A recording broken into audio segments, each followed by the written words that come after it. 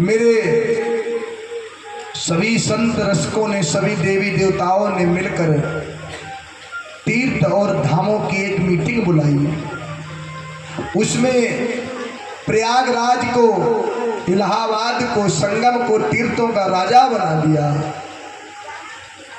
सभी लोगों ने कहा ये हमें स्वीकार है, क्योंकि जिसने गंगा स्नान नहीं किया, जिसने यमुना का पान नहीं किया, जिसने ब्रजरज को मस्तक नहीं लगाया, जिसने गोविंद के नाम का चिंतन नहीं किया, जिसने गोविंद की गाथा को नहीं श्रवण किया, उसका जीवन धन्य नहीं हो सकता। आज सभी लोगों ने जब तीर्थराज प्रयाग संगम को, पहले उसका नाम था इलाहाबाद, फिर उसका नाम कर दिया त्रिवेणी, तीन धाराओं का मिलन होता है, संगम भी कहते हैं उसको। उस पावन प्रयागराज को पावन सभी तीर्थों का राजा बना दिया। समय चलता गया, जिसको राजा बनाया जाता है उसके पास सभी लोग टैक्स कर देने के लिए जाते हैं, लेकिन वृंदावन टैक्स देने नहीं गया। उस तीर्थराज प्रयाग ने वृंदावन को एक सुंदर सी चिट्ठी भेजी। पहले फोन नहीं चलते थे, चिट्ठी के माध्यम से सभी काम संपन्न होते थे। हरिद्वार भी आपका टैक्स देने जाता है, कुरुक्षेत्र भी जाता है, अयोध्या भी जाती है सुंदर टैक्स देने। वृंदावन और मथुरा, बरसाना, गोकुल, ब्रज से कोई टैक्स नहीं पहुंच रहा। चित्रकूट से भी सुंदर टैक्स पहुंचता है। जितने भी बड़े बड़े धाम है आपके उत्तर प्रदेश में ही है। उत्तर प्रदेश की भूमि बड़ी धन्य है महाराज। हरियाणा में तो कुरुक्षेत्र के अलावा कुछ नहीं हुआ, फिर भी हरियाणा, मेरे हरि इधर आए हैं, ये भी भूमि बड़ी मंगलमयी है। आप हरियाणा में बैठकर भगवान की कथा सुन रहे हो, एक बार हरियाणा वासियों को ताली की गुड़गुड़ाहट से उनका स्वागत अभिनंदन तो बनता है। आप भी बड़े मंगलकारी हैं जो हरि की भूमि में बैठकर कथा सुन रहे हैं, लेकिन अगर वृंदावन में ये कथा सुनी जाए तो इसका 100 गुना फल है। अगली कथा अगर वृंदावन में सुनिश्चित हो तो आप चलोगे सब?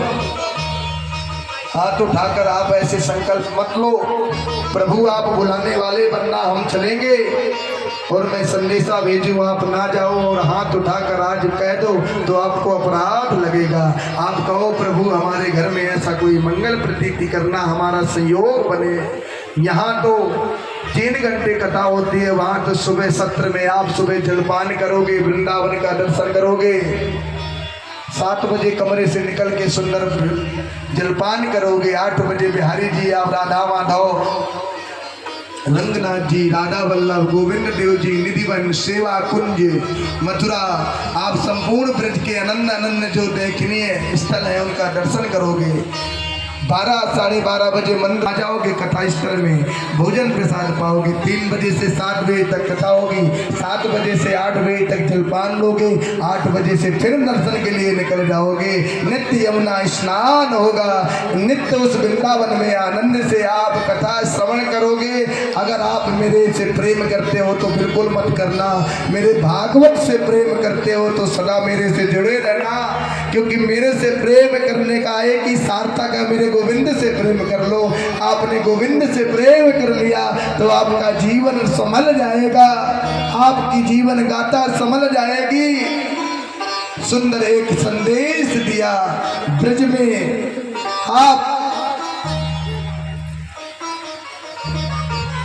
आप टैक्स देने क्यों नहीं आते? वृंदावन ने तुरंत एक पत्र भेजा, अरे तीर्थराज, मैंने तुझे तीर्थों का राजा बनाया है, अपने घर का थोड़ी। ये वृंदावन मेरा घर है।